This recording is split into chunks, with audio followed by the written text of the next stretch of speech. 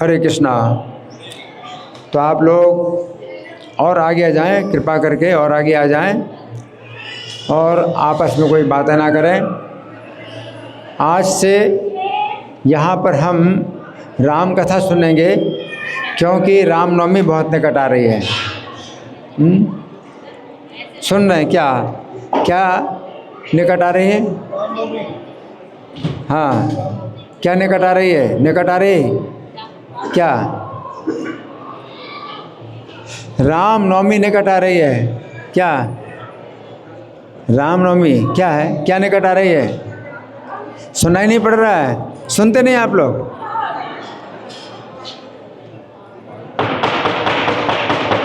बातें नहीं। जो बैठे हैं या जो खड़े हैं, कोई बातें नहीं, आपस में कोई बातें नहीं। इशारा करिए सबको चुप रहने का, बिल्कुल शांत। जिनको मुंह बंद रखना है और कान खोलना है तो बैठिए, और जिनको मुंह खोलना है तो बाहर जाएं। बातें नहीं, बिल्कुल शांत। आपस में कोई बातें नहीं, बिल्कुल शांत, सबको इशारा करके चुप रहने का। तो आज हम राम कथा सुनेंगे। यहाँ मंदिर में कुछ समय के बाद यहाँ मंदिर में जो है प्रवचन बंद हो जाएगा, ऑडिटोरियम में राम कथा होगी। तो जब तक यहाँ पर है शनिवार तक यहाँ पर जो प्रवचन होगा तो वो प्रवचन जो है राम कथा पर होगा। कल एकादशी है तो कल प्रवचन नहीं होगा। तो 4 दिन जो प्रवचन होगा, आज का है और फिर गुरुवार को और शुक्रवार और शनिवार, 4 दिन राम कथा यहाँ पर हम लोग सुनेंगे। तो आप लोग बड़े ध्यान से सुने, क्योंकि रामनवमी बहुत निकट आ रही है ना। तो ये जो हम सुन रहे हैं ये है अध्यात्म रामायण। कौन सी रामायण है? अध्यात्म रामायण है। एक पार्वती जी सुन रही हैं। कौन सुन रहे हैं? पार्वती जी सुन रही हैं और शिव जी सुना रहे हैं। कौन सुना रहे हैं? महादेव। तो पार्वती जी प्रश्न करती हैं। पार्वती जी प्रश्न करती हैं, धन्या अस्मि अनुग्रहतास्मि। पार्वती जी कहती हैं कि मैं धन्य हो गई, आपके मुख से राम कथा सुन रही हूँ तो मैं धन्य हो गई और मैं कृतकृत्य हो गई हूँ। धन्य अस्मि अनुग्रहतास्मि कृतार्थास्मि जगत प्रभो। अनुग्रहित हो गई हूँ, धन्य हो गई हूँ, कृतार्थ हो गई हूँ। विच्छिन्नो मेति संदेह ग्रंथिर भवत अनुग्रहात्। आपकी कृपा से मेरी अज्ञान की संधि, अज्ञान की ग्रंथि नष्ट हो गई। कौन कह रही हैं? पार्वती जी महादेव जी से कह रही हैं। किससे कह रही हैं? महादेव जी से। आपकी कृपा से मेरी अज्ञान की ग्रंथि नष्ट हो गई है। त्वन्मुखात् गलितम राम तत्त्वामृत रसायनम। आपके मुख से जो निकला राम कथा रूपी रसायन, राम कथा का जो रस आपके मुख से निकला है, पिबंत्या मे मनोदेव न तृप्ति भवापहम। तो हे महादेव, आपके मुख से निकला हुआ राम कथा का रस जो मैं पीती हूँ तो मेरा मन तृप्त नहीं होता। मेरा मन तृप्त नहीं होता। और ये राम कथा का जो रस है ये भव रोग को नष्ट करता है। भव रोग का मतलब है जन्म मरण का रोग। प्रत्येक जीव को एक रोग लगा हुआ है, जन्म मरण का रोग लगा हुआ है। और राम कथा रस अगर आप पीते हैं तो जन्म मरण का रोग जो है फिर नष्ट हो जाएगा, है ना। श्री रामस्य कथा त्वत्तः श्रुता संक्षेपतो मया। तो श्री राम की कथा मैंने आपसे सुनी है, संक्षेप में सुनी है। कौन कह रहे हैं? पार्वती जी कह रहे हैं महादेव जी से। मैंने आपके मुख से श्री राम कथा जो सुनी है वो संक्षेप में सुनी है। यदानीम श्रोतुमिच्छामि, लेकिन अब मैं सुनना चाहती हूँ विस्तरेण, विस्तार पूर्वक। अब मैं राम कथा को सुनना चाहती हूँ। कैसे? विस्तार पूर्वक स्फुटाक्षरम, स्पष्ट शब्दों में विस्तार पूर्वक राम कथा सुनना चाहती हूँ। तो महादेव जी बोले, शृणु देवी प्रवक्ष्यामि गुह्यात् गुह्यतरम महत्। हे देवी, अब सुनो, मैं सुनाऊंगा। क्या सुनाऊंगा? जो गोपनीय से भी अधिक गोपनीय है, यानी जो नहीं सुनाया जाता, जो सबको नहीं बताया जाता, उस गोपनीय से भी अधिक गोपनीय जो है अध्यात्म रामचरितम, अध्यात्म रामायण। मैं तुम्हें अध्यात्म रामायण सुनाऊंगा, अध्यात्म रामचरित्र सुनाऊंगा ना। रामेणोक्तम पुराणम है, और ये रामचरित्र स्वयं श्री राम ने मुझे सुनाया था। कौन कह रहे हैं? शिव जी, महादेव कह रहे हैं। ये रामचरित्र स्वयं राम ने मुझे सुनाया था, वो अब मैं तुम्हें सुनाऊंगा। इसका नाम क्या है? अध्यात्म रामचरित्र या अध्यात्म रामायण। शिव जी कहते हैं मैं तुमको वो सुनाऊंगा जो कि किसी ने नहीं सुना। श्री राम ने मुझे सुनाया और अभी तक मैंने किसी को नहीं सुनाया है, वो मैं सुनाऊंगा। तदद्य कथयिष्यामि शृणुताप्यत्रयापहम्। तो वो अब मैं जो है सुनाऊंगा तुमको।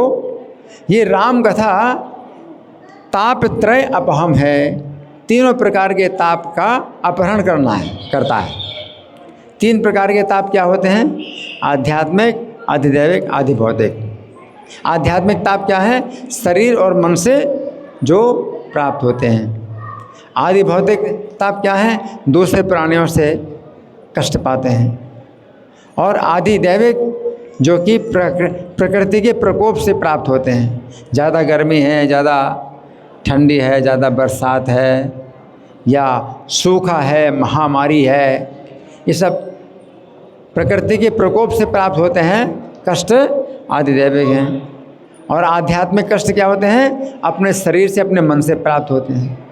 अपने शरीर में कई प्रकार की बीमारियां शरीर के कारण ही होती हैं, और मन में कई प्रकार के जो है ये ताप होते हैं, जैसे काम, क्रोध, लोभ। ये मन के कारण ये कष्ट मिलता है ना।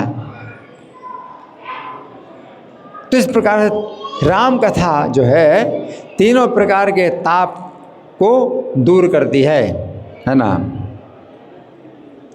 ये श्रुत्वा मुच्यते जंतुरज्ञानोत्थे महाभयात्। इसको सुन करके कोई भी जीव अज्ञान के महाभय से मुक्त हो जाता है। अज्ञान बहुत बड़ा भय है, अज्ञान का भय बहुत ज़्यादा है। जैसे कि मान लीजिए आप चले जा रहे हैं और सामने गड्ढा आप नहीं जानते, नहीं देखते, तो गिर जाएंगे। तो अज्ञान का बहुत बड़ा भय है। अगर आपको पहले से पता है कि गड्ढा है सामने, तो आप देख करके चलोगे भी गड्ढे में ना गिरें। तो ज्ञान की बहुत आवश्यकता है, और अज्ञान का बहुत बड़ा खतरा रहता है अज्ञान का। तो जो राम कथा है, तो ये सुन करके कोई व्यक्ति अज्ञान के महाभय से छूट जाता है। प्राप्नोति परमाम रिद्धिम, और परम संपत्ति प्राप्त होता है। परम संपत्ति प्राप्त होती है, और दीर्घायु और लंबी आयु प्राप्त होती है। क्या प्राप्त होती है? लंबी आयु। सुनने से लंबी आयु प्राप्त होती है। और पुत्र संततिम, अगर पुत्र पाने की इच्छा है, संतान पाने की इच्छा है, तो वो भी प्राप्त होती है। भूमि भरण भगना 10 वदन मुखा शेष रक्षो गणानाम। तो जो पृथ्वी है, तो वो जो है राक्षसों के भार से बहुत पीड़ित हो गई। अब राम कथा शुरू हो रही है, कहाँ से? भूमि की बात आती है कि भूमि, कौन सी भूमि? जिसके ऊपर आप बैठे हैं, यही भूमि जो है देवी है। तो उस देवी को जो है यहाँ मंदिर में जो बैठे हुए हैं, इनका कोई भार नहीं है। जो भगवान का नाम लेते हैं, साधु हैं, उनका कोई भार नहीं होता। लेकिन जो राक्षस लोग होते हैं, जो पाप कर्म करते हैं और राम से जो है दुश्मनी करते हैं, उनका बड़ा भार, भूमि को बड़ा भार होता है। तो राम कथा शुरू होती है कहाँ से? भूमि के भार से, कि भूमि को भार हो रहा है। किनके कारण? राक्षसों के कारण। रक्षो गणानाम 10 वदन मुखाशेष है। तो जो रावण जैसे राक्षसों के भार से पृथ्वी व्यथित हो गई, तो धृत्वा गो रूपम आदौ, तो पृथ्वी देवी गए गाय का रूप धारण करके गए। ये पृथ्वी देवी ने अपना कष्ट बताने के लिए गाय का रूप धारण किया। और दिव्य मुनि जन साकेमब्जासनस्य, जो देवता लोग हैं और मुनियों के साथ में ब्रह्मा जी के लोक में गई। पृथ्वी देवी गाय का रूप धारण करके गई और देवताओं को साथ ले गई, मुनियों को साथ ले गई। कहाँ गई? ब्रह्मा जी के लोक में। कहाँ गई? ब्रह्मा जी के लोक में गई। गत्वा लोकम रुदंती विषनमुपगतम, और वहाँ जाकर के वो जो है रो रही है, अपना दुख बताने के लिए रो रही है। तो रोना जरूरी है, जब आप रोते हैं तो दुख पता चलता है भाई आपको दुख है। तो भूमि देवी जो है गाय का रूप धारण करके ब्रह्मा जी के सामने रोने लगी। रुदंती विषन्मुपगतम ब्रह्मणे प्राह सर्वम।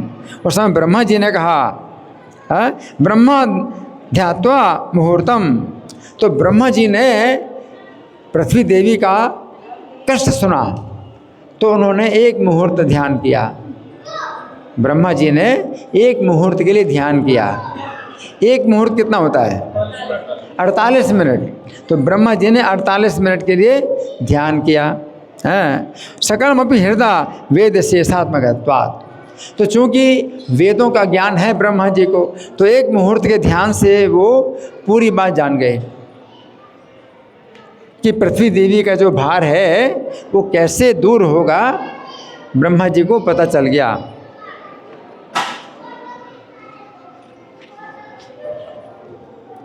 तस्मात् क्षीर समुद्र तीरम अगमत। उस समय ब्रह्मा जी पृथ्वी को साथ में ले करके और देवताओं के सहित मुनियों के सहित ब्रह्मा जी अपने लोक से कहाँ पर आए? क्षीर सागर। कहाँ पर आए? क्षीर सागर में आए। समुद्र, क्षीर समुद्र तीरम अगमत ब्रह्माद देवैर्वृतो देव्या चाखिल लोक हृष्टमजरम सर्वज्ञम ईशम हरिम। और उन्होंने स्तुति की, ब्रह्मा जी ने स्तुति की। किनकी स्तुति की? जो क्षीर सागर में शयन करते हैं भगवान, उनकी स्तुति की। जो अंतर्यामी है और सर्वज्ञ है, भगवान की जो है स्तुति की। अस्तौसी श्रुति सिद्ध निर्मल पद स्तोत्र पुराणोद्भवे। तो जिनका जो स्तुतियाँ पुराणों में आती हैं, पुराणों में जो स्तुतियाँ हैं, उन स्तुतियों से भगवान जो क्षीर सागर में शयन करते हैं उनकी स्तुति की। भक्त्या गदगदिया गिराति विमलैर आनंद वाष्पैर वृतः। तो निर्मल भक्ति से युक्त है और गदगद वाणी से ब्रह्मा जी ने भगवान की स्तुति की। तथा स्फुरत सहस्त्रांशु सहस्त्र सदस्य प्रभा। तो उस समय भगवान जो है प्रकट हुए। उस समय भगवान क्षीर सागर के तट पर प्रकट हुए। सहस्त्रांशु सहस्त्र सदस्य प्रभा। तो भगवान जो है कैसे थे कि उनका श्याम वर्ण था और तेजोमय, इंद्र नीलमणि के समान तेजस्वी श्याम वर्ण वाला भगवान का रूप प्रकट हुआ। आविरासी धरी प्राच्याम दिशाम विपन्यस्त महा। और भगवान जो है पूर्व दिशा में, प्राच्याम का मतलब है पूर्व दिशा में भगवान जो है प्रकट हुए और भगवान के तेज से अंधकार दूर हो रहा था। भगवान के शरीर के तेज से अंधकार दूर हो रहा था। प्राच्याम।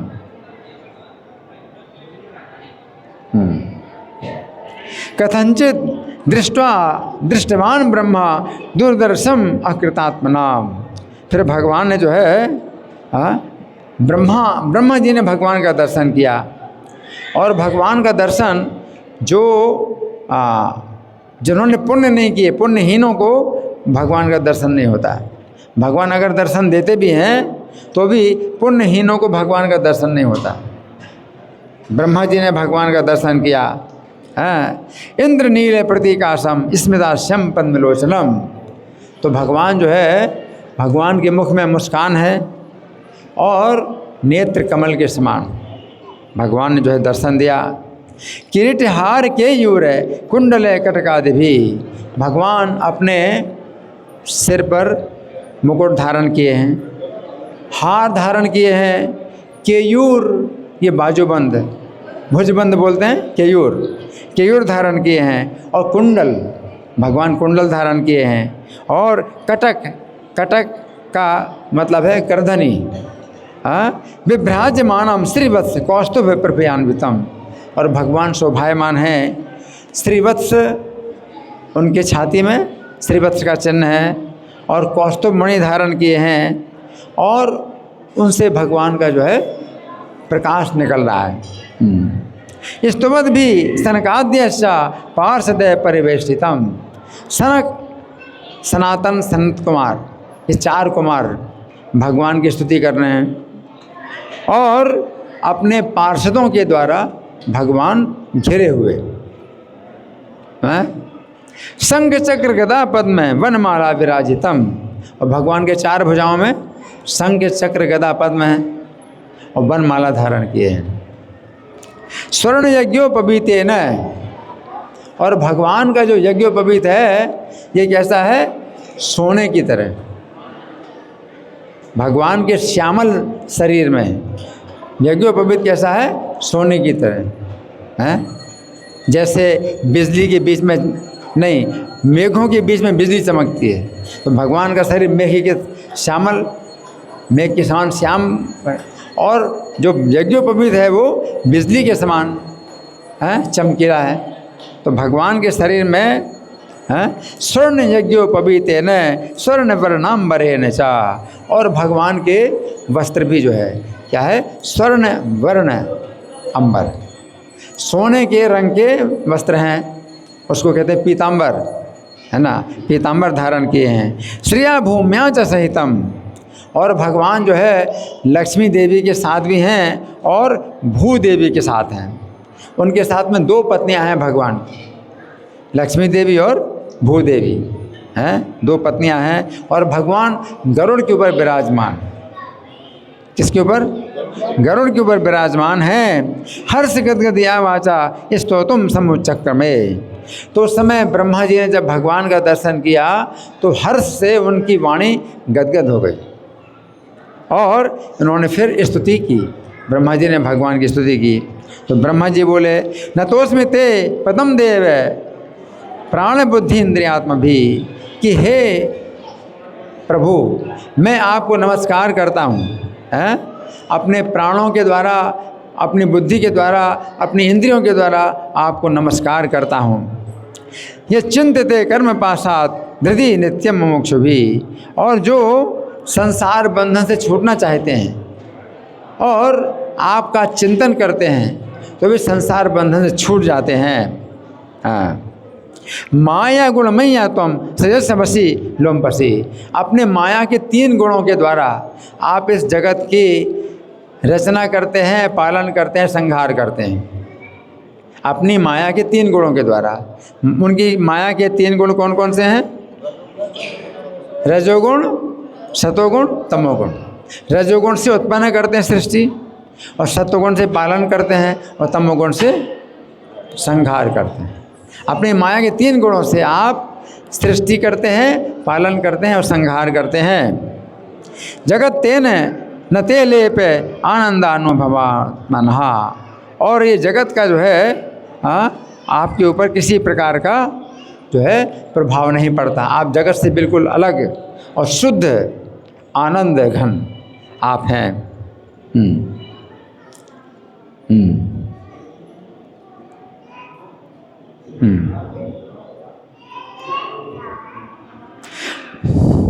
तथा शुद्धिर्न दुष्टानाम दानाध्ययन कर्म भी शुद्धात्मता तेज से सदा भक्ति मताम यथा। जो दुष्ट लोग होते हैं वो दान करते हैं, या अध्ययन करते हैं, ऐसे कई कर्म करते हैं, लेकिन उनकी शुद्धि इस तरह से नहीं होती जिस तरह से शुद्धि होती है जो आपके भक्त होते हैं और आपके गुणों का श्रवण करते हैं। उनकी जिस प्रकार शुद्धि होती है ऐसी शुद्धि उन दुष्टों की नहीं होती जो दान और दूसरे प्रकार के कार्यों में लगे रहते हैं।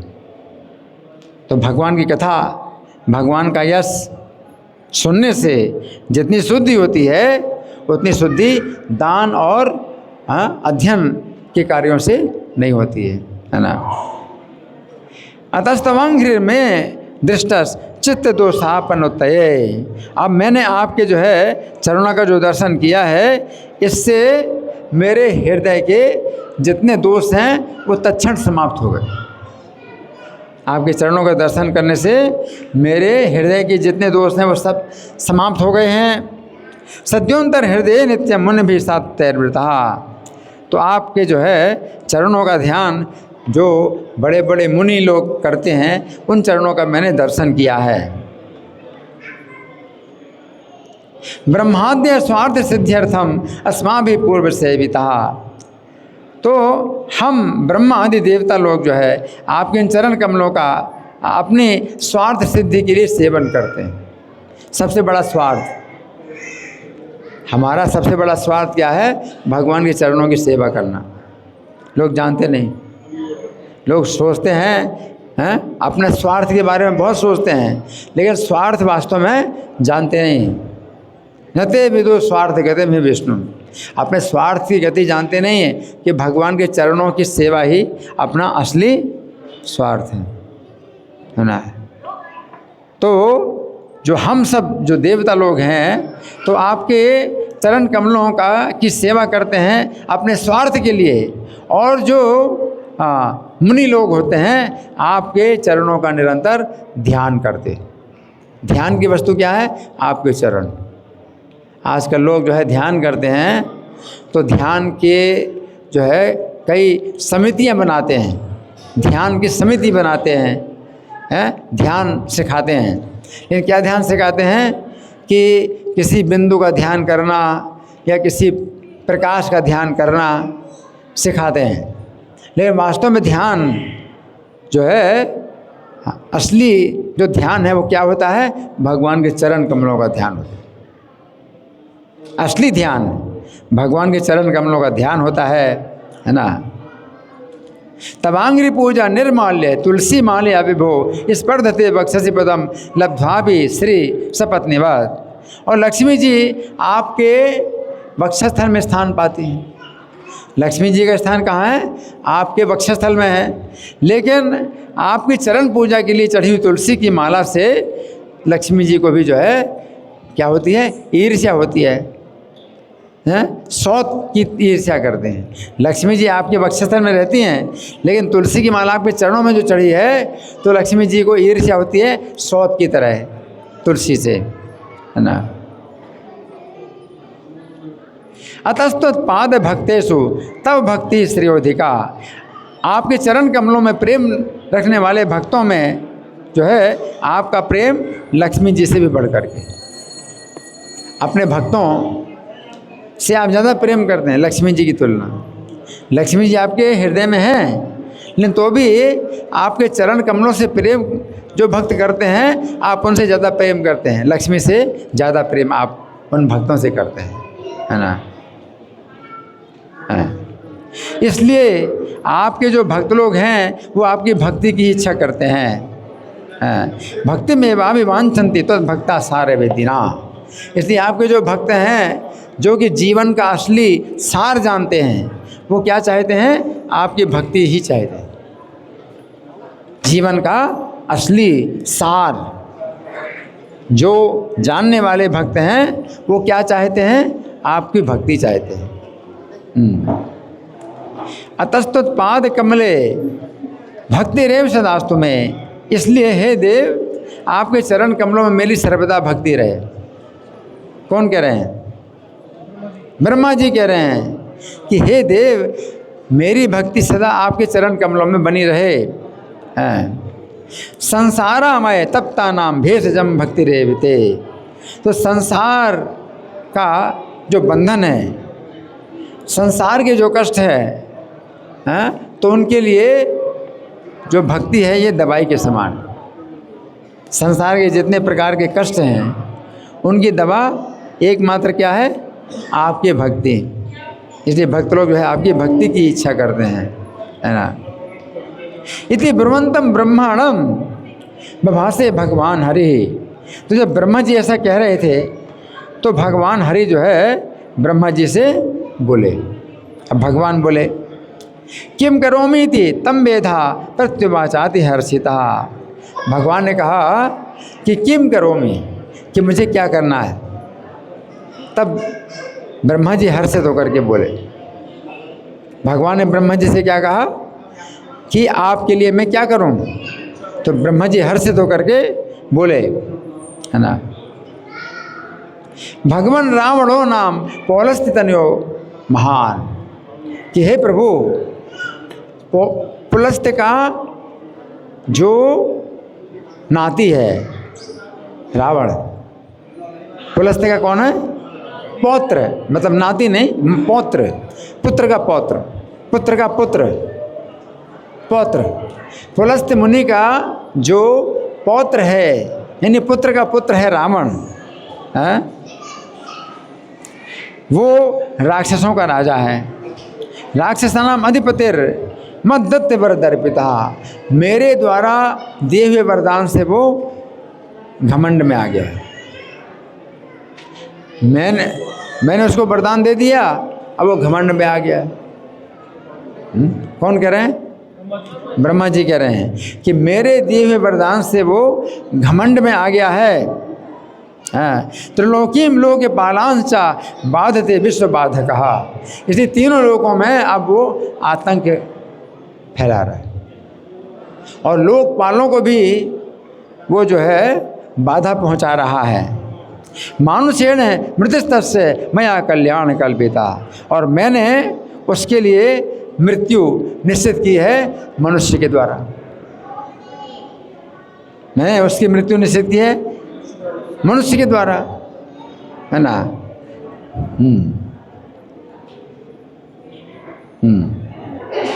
अतस्तु मानुषो भूत्वा जहि देव रूपम प्रभु। इसलिए हे प्रभु आप मनुष्य बन करके देवताओं के शत्रु का वध करें, क्योंकि मैंने उसकी निश्चित की है मृत्यु मनुष्य के द्वारा होगी। इसलिए आप मनुष्य बनिए, मनुष्य बन करके आप उस देवताओं के शत्रु का वध कीजिए। अब कोई कहेगा कि भगवान तो मनुष्य बन गए, तो जैसे हम मनुष्य हैं ऐसे भगवान मनुष्य बन गए। नहीं, भगवान मनुष्य अगर बन भी जाएं तो अभी वे भगवान ही रहते हैं, उनकी कोई शक्ति में कोई कमी नहीं आती। भगवान मनुष्य हैं अगर बन भी जाते हैं तो अभी वे मनुष्य नहीं होते, वे भगवान ही होते हैं। और कोई मनुष्य अगर भगवान बनना चाहे तो भगवान नहीं बन सकता। तो बहुत से मनुष्य लोग जो है अपना एडवर्टाइजमेंट करते हैं कि भाई हम अब तो भगवान बन गए, हम तो भगवान बन जाएंगे। तो कोई भी मनुष्य भगवान नहीं बन सकता चाहे जितना कोशिश करे, और भगवान चाहे जितनी कोशिश करें मनुष्य नहीं बन सकते। वो तो मनुष्य का केवल अभिनय कर सकते हैं, रोल करते हैं। तो ब्रह्मा जी ने कहा मनुष्य का आप रोल करिए, तो कहने को हो जाएगा कि रावण को एक मनुष्य ने मारा। तो राम का अवतार जो है ये क्या है? मनुष्य रूप में अवतार। श्री कृष्ण का जो अवतार है उसमें तो भगवान अपना कई बार चतुर्भुज रूप दिखा देते हैं, 4 भुजाओं का रूप दिखा देते हैं। कभी चक्र भी उनके हाथ में आ जाता है और कभी गरुड़ पर भी बैठते हैं, है ना। तो भगवान के लक्षण। लेकिन राम के अवतार में रावण का चूंकि वध करना था और मनुष्य के हाथों से ब्रह्मा जी ने लिखा कि रावण का वध होगा, तो भगवान राम ने पूरा मनुष्य का अभिनय किया है। क्या गरुड़ पर नहीं बैठते और चक्र नहीं धारण किया, है। तो भगवान राम जो है ये मनुष्य की लीला करते हैं, है ना। तो फिर क्या है, क्योंकि ब्रह्मा जी ने वर दिया कि मनुष्य और बानरों की सेवा और किसी से नहीं मारा जाएगा, है ना। तो श्री भगवान वास, तो श्री भगवान ने कहा कश्यपस्य वरो दत्तस तपसा तोषिते नमे। कश्यप की तपस्या से संतुष्ट होकर के मैंने वरदान दिया है। तो भगवान एक काम करते हैं तो उसमें कई काम पूरे होते हैं। अब रावण का वध करना है और मनुष्य हैं अवतार भगवान को लेना है, तो भगवान कहते हैं कि कश्यप ने जो है तपस्या के द्वारा मुझे प्रसन्न किया और मैंने उनको वर दिया, मैंने वर दिया। याचिता पुत्र भावाय तथेत्यंगीकृतम मया। उन्होंने पुत्र रूप में याचना की। कश्यप मुनि ने मुझे मांगा, किस रूप में? पुत्र के रूप में मांगा है। याचिता पुत्र भावाय तथा इति अंगीकृता। तो भगवान ने क्या कहा? तथास्तु। भगवान कहते हैं मैंने उनको तथास्तु कहा है ना। तो एक काम में दूसरा काम भी साथ साथ हो जाएगा। कश्यप मुनि की प्रार्थना है कि मैं उनका पुत्र बनूं, है ना, मैंने उनको तथास्तु कहा है। सैदानीम दशरथो भूत्वा तिष्ठति भूतले। इस समय वो दशरथ के रूप में पृथ्वी पर विराजमान है। इस समय दशरथ के रूप में पृथ्वी पर विराजमान है। कौन? कश्यप मुनि, है ना, दशरथ के रूप में विराजमान है। तस्याहम पुत्रताम एते कौशल्यायाम शुभे दिने। इसलिए शुभ दिन में वो कौशल्या और दशरथ का पुत्र मैं बनूंगा। एक शुभ दिन मैं निश्चित करूंगा कि मैं दशरथ और कौशल्या का पुत्र बनूंगा। चतुर्थात्मानम एवं हम सजामी तीरयो पृथक। और मैं अपने को 4 रूपों में प्रकट करूंगा। अपने को 4 रूपों में प्रकट करूंगा। कौन से 4 रूप हैं? राम, लक्ष्मण, भरत और शत्रुघ्न। 4 रूप में। योग माया भी सीते थी जनक से गृह तदा। और जो मेरी योग माया है सीता, वो जनक के घर में प्रकट होगी। उत्पत्ते तया सार्धम सर्वम संपादयाम्यहम्। तो उसके साथ में मैं फिर सभी कार्य पूरे करूँगा, है ना। इत्युक्तांतर्दधे विष्णु ब्रह्मा देवान था ब्रवी। तो इस प्रकार से कह करके भगवान विष्णु अंतर्धान हो गए और ब्रह्मा जी ने देवताओं से कहा। कौन सा स्थान है? कौन सी जगह है? क्षीर सागर का तट है। क्षीर सागर का तट है, हैं? आप क्षीर सागर के तट पर खड़े होंगे। क्षीर सागर में है तट चाहिए ना खड़े होने के लिए। तो क्षीर सागर के तट पर ब्रह्मा जी ने देवताओं से कहा। क्या कहा? विष्णु मानुष रूपेण भविष्यति रघुकुले। कि विष्णु जो है रघुकुल में, रघुवंश में मनुष्य रूप में प्रकट होंगे। कौन कह रहे हैं? ब्रह्मा जी कह रहे हैं। किससे कह रहे हैं? देवताओं से कह रहे हैं। यूयम श्रेष्ठम सर्वेपि वानरेश्वर से संभवान। इसलिए तुम सब लोग, सब देवता लोग जो है अपने अंश से वानरों के रूप में जन्म ले। भगवान मनुष्य बनेंगे तो देवता लोग क्या बने? वानर बने। ठीक है। क्यों? क्योंकि भगवान, देवता लोग भगवान से नीचे हैं। अगर मनुष्य बनेंगे क्या बनना चाहिए? मानव। क्यों? क्यों हम नीचे रहेंगे ना भगवान से। तो मनुष्य से नीचे होता है बंदर, है ना। तो ब्रह्मा जी कहते हैं कि विष्णु सहायम कुरुता है, कि विष्णु की सहायता करना है। वानर होकर के विष्णु की सहायता करना है। यावत स्थासित भूतले। जब तक वे भूतल पर रहेंगे तुम लोग वानरों के रूप में उनकी सहायता करना।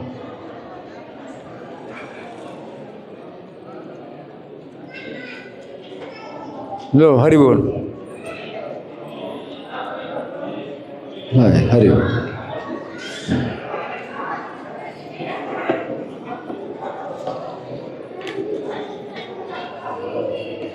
इति देवान समादृश्य समाश्वास्य संवेदनी। तो ब्रह्मा जी ने क्या किया? सब देवताओं को आश्वासन दिया। नहीं, सब देवताओं को आदेश दिया और पृथ्वी देवी को आश्वासन किया। पृथ्वी देवी को आश्वासन दिया। पृथ्वी देवी को कष्ट है, पृथ्वी देवी को राक्षसों के भार का बहुत कष्ट है, तो आश्वासन दिया, है ना। उसको क्या बोलते हैं, सांत्वना, है ना। कोई बहुत रो रहा है तो सांत्वना दी जाती है ना। तो ब्रह्मा जी ने पृथ्वी को सांत्वना दी, आश्वासन दिया और देवताओं को आदेश दिया। देवताओं को आदेश दिया, क्या आदेश दिया? हाँ, वानर के रूप में जन्म लो पृथ्वी पर और भगवान विष्णु की सहायता करो। यो ब्रह्मा स्वभवनम विज्जुरः सुखम आस्थितः। और ब्रह्मा जी जो है अब चिंता से मुक्त हो गए और अपने भवन में चले गए, अपने लोक में चले गए हैं। देवास सर्वे हरि रूप धारिणः। जितने देवता हैं अब हरि रूप धारण करके आ गए। अब हरि का मतलब भगवान भी होता है और हरि का मतलब बंदर भी होता है। यहाँ पर हरि रूप आ गए, देवता हरि रूप में आ गए। हरि का मतलब बानर के रूप में। हाँ, तो देवास सर्वे हरि रूप धारिणः स्थिता सहायार्थम इतस्ततो हरे। तो इधर उधर जो है अब देवता लोग जो है ये घूमने रहे हैं, पृथ्वी पर घूमने लगे। और हरे महाबला पर्वत वृक्ष योधिना, ये बहुत बलवान बानर। देवता लोग जब बानर बने तो साधारण बंदर नहीं, बहुत बलवान बानर जो कि वृक्षों से और पर्वतों से युद्ध करते। कोई बंदर ऐसा है जो पेड़ से युद्ध करे या पर्वतों से युद्ध करे, हैं। पर्वत वृक्ष योधिना प्रतीक्षमाणा भगवंतम ईश्वरम।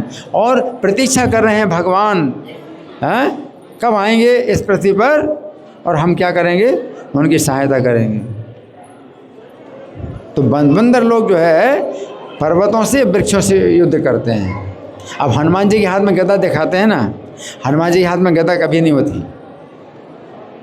हनुमान जी हाथ में गदा दिखाते हैं, हनुमान जी के हाथ में गदा कभी नहीं होती। जब भी युद्ध करते हैं तो या तो थप्पड़ से युद्ध करेंगे, नाखून से युद्ध करेंगे, हैं, या लात मारेंगे, या पूंछ से भी बांध लेते हैं या मारते हैं। और कहीं पर्वत मिल जाए तो पर्वत की शिला उखाड़ेंगे, या फिर पेड़ है तो पेड़ उखाड़ करके मारेंगे।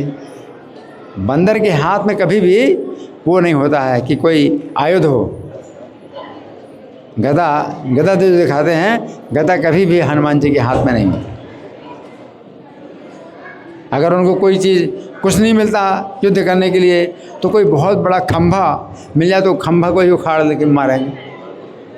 उनका जो है अपने हाथ में कोई हथियार नहीं होता, बंदरों के हाथ में कोई हथियार नहीं होता, है ना। तो ये जो बानर हैं ये सामान्य बानर नहीं है ना। अब महादेव जी बता रहे हैं, ये कथा महादेव जी सुना रहे हैं। किसको सुना रहे हैं? पार्वती जी को सुना रहे हैं। तो महादेव जी ने कहा, अथ राजा दशरथा श्रीमान सत्यपरायण। राजा दशरथ कैसे हैं? श्रीमान। श्रीमान का मतलब है शोभायमान, बहुत शोभायमान है। और सत्यपरायण कैसे हैं? सत्यपरायण। भगवान के पिता बनने के लिए कुछ योग्यता होनी चाहिए ना, और वो क्या योग्यता है? श्रीमान सत्यपरायण, सत्य के परायण है। अयोध्याधिपतिर्वीरा, अयोध्या के राजा हैं, वीर हैं। अयोध्या के राजा हैं, वीर हैं। सर्वलोकेषु विश्रुतः, और समस्त लोकों में बहुत प्रसिद्ध है। कौन? दशरथ समस्त लोकों में बहुत प्रसिद्ध हैं। क्योंकि दशरथ जी जब श्री राम के पिता बने, उनकी आयु कितनी थी? 60,000 साल। कितनी? 60,000 साल। तो 60,000 साल की आयु में वे श्री राम के पिता बने। तो 60,000 साल की आयु में ये बहुत विख्यात हो गए थे। कोई राजा 60,000 साल की आयु का होगा तो कितना विख्यात होगा, उसके कितने जो है संबंध बने हैं राजाओं के साथ में या देवताओं के साथ में, और ऋषि और मुनि, उन सब के साथ में कितने संबंध बने होंगे, है ना। तो महाराज दशरथ जो है समस्त लोकों में विख्यात हो गए। सर्वलोकेषु विश्रुतः सोनपत्यत्व दुखे न पीड़ितो गुरु में गदा। तो उनको कोई पुत्र नहीं प्राप्त हुआ। महाराज दशरथ को पुत्र नहीं प्राप्त हुआ। कितनी आयु हो गई? 60,000 साल की आयु हो गई और उनको पुत्र नहीं प्राप्त हुआ, है ना। लेकिन एक बात और भी समझना है कि जब राजा जो है 60,000 साल की आयु के होते हैं तो वे पुत्र उत्पन्न नहीं करते थोड़ी आयु में। मान लीजिए कि 20 साल की आयु में अगर पुत्र पैदा कर दें तो 60,000 साल के जब होंगे तो पुत्र भी 60,000 साल का होगा, तो वो क्या राज्य करे। तो वो पुत्र चाहते हैं किस समय? जिस समय आयु उनकी क्षीण होती है ना। तो जीवन की अंतिम अवस्था में वो पुत्र चाहते हैं ताकि पूरा जीवन उन्होंने जैसे राज्य किया तो उसके बाद उनका पुत्र भी पूरा जीवन भर राज्य करे। तो महाराज दशरथ को अब चिंता हुई कि पुत्र होना चाहिए। क्यों? 60,000 साल की आयु होगी, अब कितना रहेंगे, अब पुत्र होना चाहिए। तो पहले पुत्र नहीं उत्पन्न करते हैं तो राजर्षि हैं। राजर्षि हैं तो ब्रह्मचर्य का पालन करते हैं। पुत्र उत्पन्न नहीं, आजकल तो जो है बच्चे पैदा ना हो, है ना, तो कई प्रकार के जो है गलत तरीके इस्तेमाल करते हैं, सहवास करते हैं, लेकिन बच्चा पैदा ना हो उसके लिए गलत तरीके अपनाते हैं। ये जो राजर्षि हैं, महान राजर्षि हैं, राजा हैं, तो ऐसा गलत तरीके नहीं अपनाते कि वे बच्चे पैदा करेंगे और स्त्री के साथ संबंध बनाएंगे, ऐसा नहीं। राजर्षि हैं मतलब भोगों से विरक्त हैं और इंद्रियां उनकी बस में हैं, ब्रह्मचर्य का पालन करते हैं। अब संतान प्राप्त करना है, इस अवस्था में संतान प्राप्त करना है। अब आयु जो है उनकी क्या हो गई? समाप्त होने वाली, है ना। तो उन्होंने चिंता प्रकट की। गुरुम एकदा वशिष्ठम स्वकुलाचार्यम अभिवाद्यम अब्रवीत। चिंता में अपने गुरु वशिष्ठ से कहा उन्होंने, महाराज दशरथ ने वशिष्ठ जी से कहा जो उनके कुल के आचार्य हैं, कुल गुरु हैं। वशिष्ठ जी से कहा, स्वामिन पुत्र कथम में शिव सर्व लक्षण लक्षिता, कि हे स्वामी मुझे पुत्र कब प्राप्त होंगे जो कि सब लक्षणों से संपन्न हो। हमें ऐसे पुत्र चाहिए कि जिनके सभी प्रकार के अच्छे लक्षण हो, है ना। राजा को कैसा पुत्र चाहिए? जो कि आदर्श राजा बने, ऐसा पुत्र चाहिए। तो दशरथ जी जो है अपने कुल गुरु वशिष्ठ जी से कहते हैं कि हे स्वामी, किस प्रकार से मुझे ऐसे पुत्र प्राप्त हों जिनमें सभी प्रकार के लक्षण हो। पुत्रहीन से में राज्यम सर्वम दुखाय कल्पते, क्योंकि अगर मेरे पुत्र नहीं है तो संपूर्ण राज्य मुझे जो है ये दुख प्रदान करने वाला है। क्यों? कि राज्य कौन संभालेगा? राजा की चिंता होती है कि उसके बाद राज्य कौन संभालेगा। ऐसा पुत्र हो जो कि राज्य को जो है अच्छी प्रकार से चला सके, अच्छी प्रकार से शासन कर सके, सभी गुण होने चाहिए, हैं। राजा के पास सभी गुण होने चाहिए। शत्रु के साथ में कैसे कठोर होना चाहिए और जो निर्दोष व्यक्ति है उसकी कैसे रक्षा करना चाहिए, प्रजा का पालन कैसे करना चाहिए, सब गुण होने चाहिए, है ना। ततो ब्रवीत वशिष्ठस्तम भविष्यन्ति सुतास्तव। तब वशिष्ठ जी ने कहा कि आपके पुत्र होंगे। वशिष्ठ जी ने कहा महाराज दशरथ से, आपके पुत्र होंगे। चत्वारः सत्व संपन्ना, 4 पुत्र होंगे आपको। कितने पुत्र होंगे?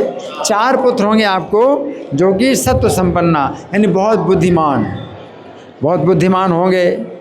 लोकपाला एवं परा, जैसे 4 लोकपाल हैं, 4 दिशाओं के 4 लोकपाल हैं, उसी प्रकार से आपके 4 पुत्र होंगे। शांता भरतारम आनीय ऋषि श्रृंगम तपोधनम। आप शांता के पति ऋषि श्रृंग को बुलाइए। शांता के पति ऋषि श्रृंग को आप बुलाइए। और शांता कौन है? महाराज दशरथ की सबसे बड़ी पुत्री है। शांता जो है, तो ऐसा नहीं कि दशरथ जी की कोई संतान नहीं हुई। दशरथ जी के एक पुत्री हुई थी शांता, जो कि गोद में दी थी एक राजा रोमपाद। राजा रोमपाद थे, उनको गोद में दे दी थी अपनी सबसे बड़ी पुत्री।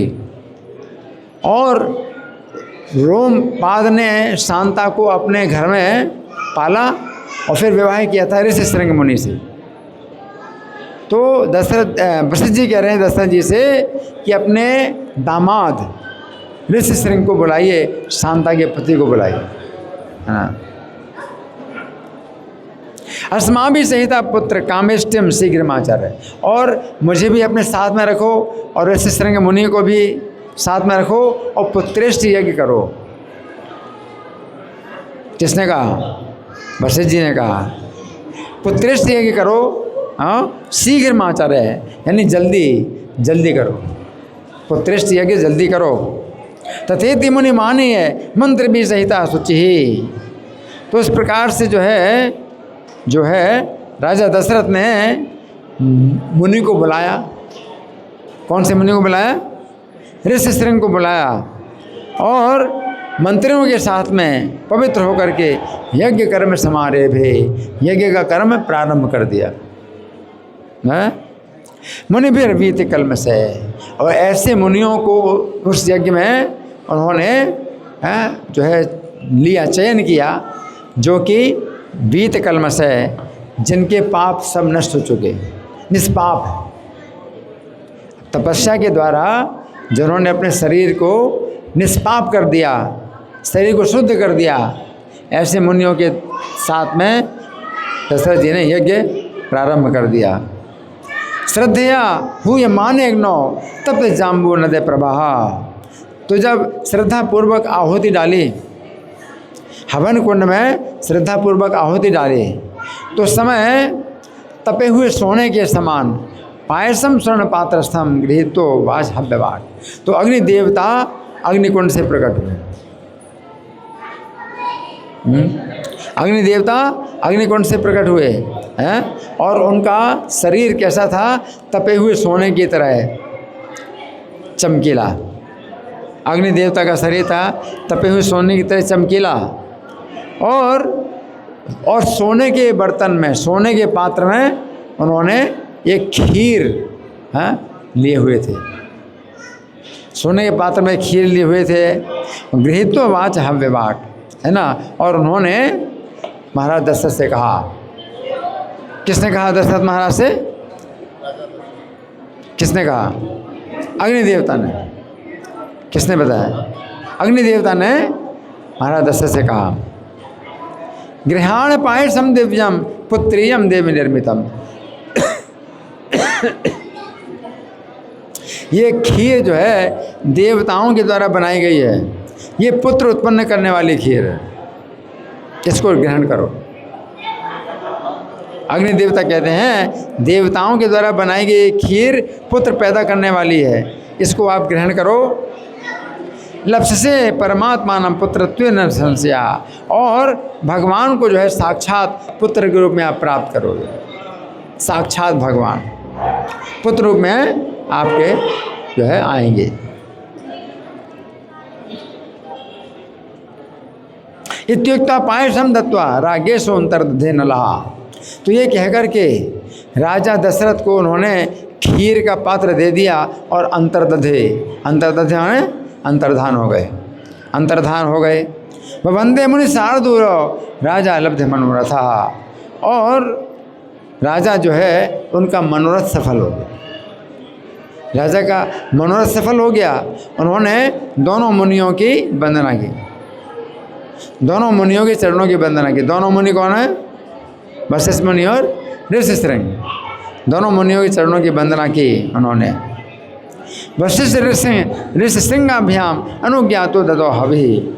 तो फिर वशिष्ठ मुनि और ऋषिशृंग की आज्ञा से उन्होंने जो खीर है वो अपनी पत्नियों को प्रदान की।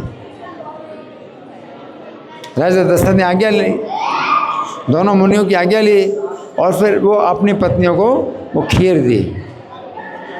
कौशल्याय सके कहिए अर्धम अर्धम प्रयत्नतः। तो 2 हिस्से किए खीर के, आधे आधा, और आधा कौशल्या को दिया, आधा कैकेयी को दिया। तथा सुमित्रा संप्राप्ता जगृदनु पौत्रिकम चरुम, तो सुमित्रा भी आ गई, तीसरी पत्नी। उनको भी इच्छा थी कि मुझे भी खीर मिल जाए। तो क्या हुआ, कौशल्या तो स्वभागार्थम ददौ तस्य मुदान्विता, तो कौशल्या ने अपने हिस्सा का आधा हिस्सा सुमित्रा को बड़ी प्रसन्नतापूर्वक दे दिया। कैकेयी च स्वभागार्थम ददौ प्रीति समन्विता, और कैकेयी ने भी अपनी खीर का आधा हिस्सा बड़े प्रेम पूर्वक सुमित्रा को दे दिया, है ना। देवता एव रेजुस्ता स्वभाषा राज मंदिरे, है ना। तो इस प्रकार हाँ कह के हाँ उपभुज्य सर्वम सर्वा स्त्रियों गर्भ समन्विता, तो खीर को खा करके तीनों स्त्रियां गर्भवती हो गई।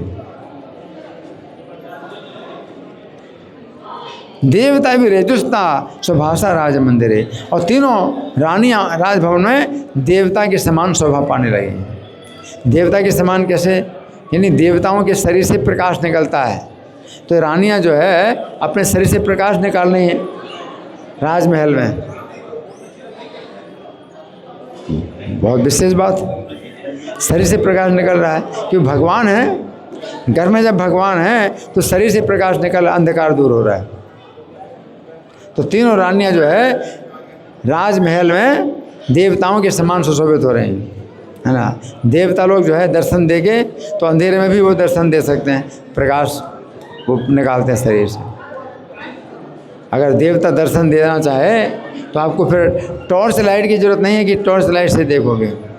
देवता लोग जो दर्शन देंगे तो अपने शरीर से प्रकाश पैदा करते हैं और दर्शन देते हैं। तीनों रानियां देवताओं के समान शरीर से प्रकाश निकाल रहे हैं। 10वें माह से कौशल्या सुषुवे पुत्रम अद्भुतम, तो 10वें महीने में कौशल्या ने अद्भुत पुत्र को जन्म दिया। मधुमासे सिते पक्षे नवम्याम कर्कटे शुभे, तो वो महीना कौन सा था, मधु महीना। मधु महीना यानी चैत्र, चैत्र को मधु महीना कहते हैं। तो चैत्र का महीना था और सिते पक्षे और शुक्ल पक्ष, चैत्र का महीना था और शुक्ल पक्ष था, और नवम्याम और नवमी तिथि, चैत्र शुक्ल नवमी है, और कर्कटे कर्क लग्न थी, और पुनर्वसु ऋक्ष सहित, पुनर्वसु नक्षत्र था, हैं उच्चस्थे ग्रह पंचके, है ना। मेषम पोषणी संप्राप्ते पुष्प वृष्टि समाकुले, और समय दोपहर का समय था, दोपहर का समय था, और देवताओं के द्वारा फूलों की वर्षा हो रही थी। उस समय देवता लोग फूलों की वर्षा कर रहे थे। जब देवता लोग फूलों की वर्षा करते हैं तो आकाश से फूल ऐसे गिरते हैं जैसे पानी बरस रहा हो, और देवता लोग जब फूल बरसाते हैं तो स्वर्ग के नंदन वन के फूल होते हैं वो, हैं। ये जो हम फूल सूंघते हैं तो कुछ सुगंध आती है, या कभी कभी सुगंध बिल्कुल नहीं आती। ये जो नंदनवन के जो फूल हैं वो कितनी सुगंध आती है। देवता लोग जो है पुष्पों की वर्षा कर रहे थे, हैं। अविनाशी जगन्नाथ परमात्मा सनातना, तो उस समय जो है जगन्नाथ सनातन परमात्मा आविर्भूत हो गए। हरि बोल, हैं भगवान, है ना, साक्षात। उस समय क्या था कि दोपहर का समय था, और नीलोत्पल दर्श्यामः पीतवासा चतुर्ध्वजा, तो उनका जो श्यामल शरीर कैसा है, नीले कमल के समान श्यामल शरीर, पीतवासा, और भगवान पीत वस्त्र धारण किए हैं और चतुर्भुज रूप है। तो भगवान जब जन्मे, छोटा सा बालक जन्मा, छोटे से बालक जन्मा, इन 4 भुजाओं का बालक है, और वस्त्र भी धारण किए, भगवान ने जब जन्म लिया, ऐसे ही जो है कंस के कारागार में देवकी ने जन्म दिया पुत्र को, तो पुत्र नग्न नहीं था, वस्त्र आभूषण सब धारण किए, 4 छोटे छोटे भुजाएं और शंख चक्र गदा पद्म भी छोटे छोटे आकार के धारण किए। जब भगवान छोटे से हैं तो छोटे छोटे 4 हाथ होंगे और छोटे छोटे शंख चक्र गदा पद्म भी धारण किए, तो वो जो है बिल्कुल वैसे ही है। हाँ, पीतवासा चतुर्भुजा जलजा अरुण नेत्रांता, और नेत्रों के कोने जो है ये कमल के समान लाल रंग के नेत्रों के कोने। स्फुरत कुंडल मंडिता, और कुंडल जो है ये प्रकाश पैदा कर रहे हैं, बड़ी शोभा हो रही, कुंडलों से प्रकाश पैदा हो रहा है, बड़ी शोभा हो रही कुंडलों की, है ना। तो देखो बालक जब भगवान जब आते हैं, जन्म लेते हैं, तो अपने वस्त्र आभूषण और पूरा सौंदर्य के साथ में भगवान जन्म लेते हैं। सहस्त्रार्क प्रतीकाशः, और उनका जो प्रकाश है वो हजारों सूर्यों के समान, भगवान का जो प्रकाश है हजारों सूर्यों के समान है।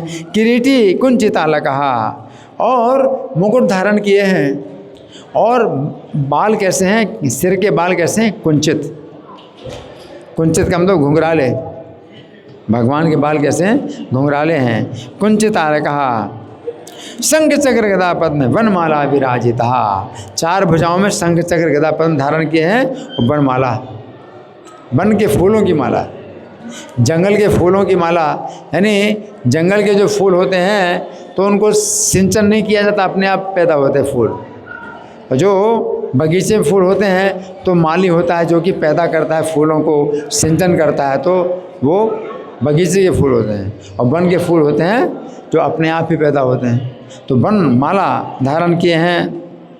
अनुग्रहाख्य हृतस्थेन्दु सूचक स्मित चंद्रिका, और उनके जो है मुस्कान है चंद्रमा के समान, सुंदर मुस्कान है, और नेत्र जो है कमल दल के समान विशाल नेत्र हैं।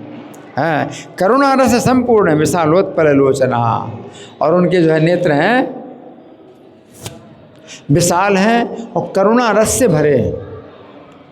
उनके नेत्रों में क्या है, करुणा का रस है, करुणा रस से भरे हुए हैं। श्रीवत्स हार के यूर नूपुरादि भूषण, तो भगवान जो है श्रीवत्स धारण किए हैं, हार धारण किए हैं, और केयूर यानी बाजूबंद, और नूपुर पैरों में नूपुर हैं, ये सब आभूषण धारण किए।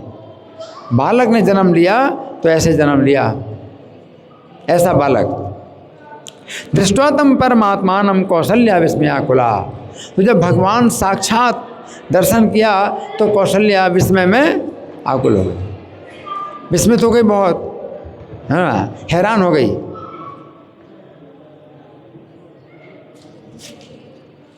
आकुला का मतलब विस्मय में हैरान हो गई कि भगवान जो है साक्षात हैं, कोई सोच भी नहीं सकता ना ऐसे, है ना। तो भगवान ने जन्म लिया, हर्षाश्रुपूर्ण नयना, उनके नेत्र जो है हर्ष के आंसुओं से भर गए। हर्ष के आंसू बहा रहे हैं कौन, हर्ष के आंसू बहा रहे हैं कौन हैं, दशरथ जी।